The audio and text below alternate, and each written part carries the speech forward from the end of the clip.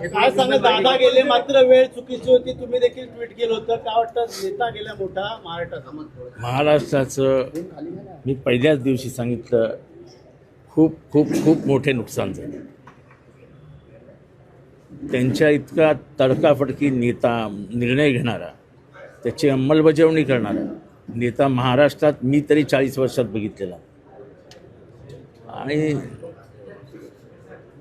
त्यांची दृष्टी ही अनपॅरलल होती. म्हणजे ती तुलनाच करता येत, निर्णय घेण्याची क्षमता तुलनाच करता येत. त्यामुळे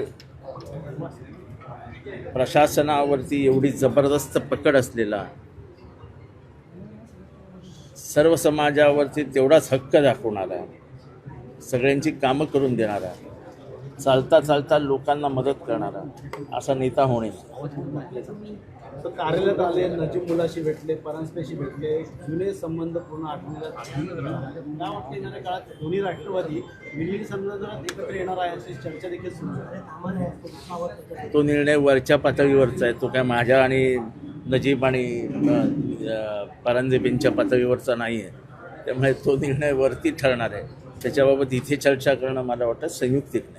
दोन्ही राष्ट्रवादी एकत्र येणार या संदर्भात बैठका देखील काही झाल्या होत्या, या संदर्भातल्या काही व्हिडिओ देखील समोर आल्या. परंतु आता अजित पवार कार्यकर्ते कोणत्याही प्रकारच्या बैठका झाल्यानंतर, परंतु यावरती आता शरद पवारांनी देखील उत्तर दिलेलं आहे की बोलतात की जे बैठकीला उपस्थित होते त्यांना बैठकीबद्दल माहितीच कशी असावी. एकंदरीत काय वाटतं या संदर्भात?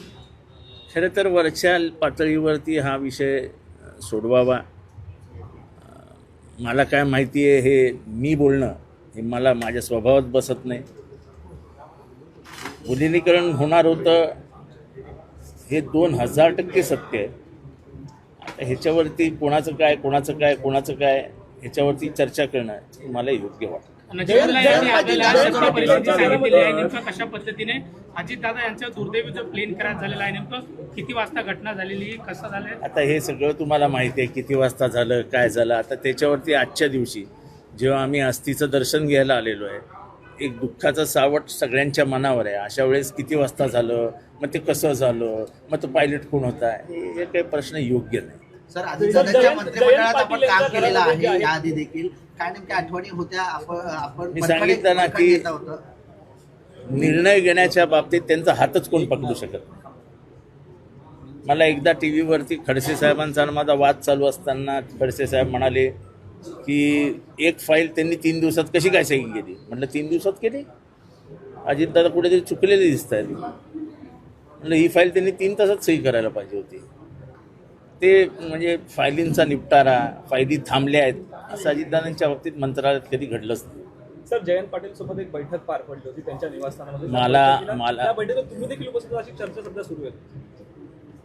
काही गोष्टी गुप्त असतात, काही गोष्टी कुठे झाल्या आहेत, कशा झाल्या आहेत, त्याच्यात काय बोलणं झालं आहे, हे सगळं जनतेला सांगणं हा माझा स्वभाव नाही आणि मी बोलणार आहे. परंतु ती बैठक विलिनीकरणाची कुठेतरी दोन्ही राष्ट्रवादींना एकत्रितरित्या घेऊन तुम्ही माझ्या तोंडातनं कुठलाही काहीही काढू शकत नाही. मी याबाबत काहीही बोलणार नाही.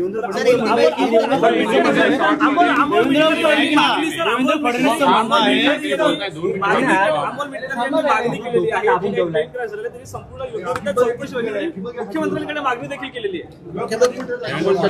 अमोल मटकरींनी आपलं काम केलंय, त्याच्यावरती त्यांनी काय करावं हे माझं काम आहे का?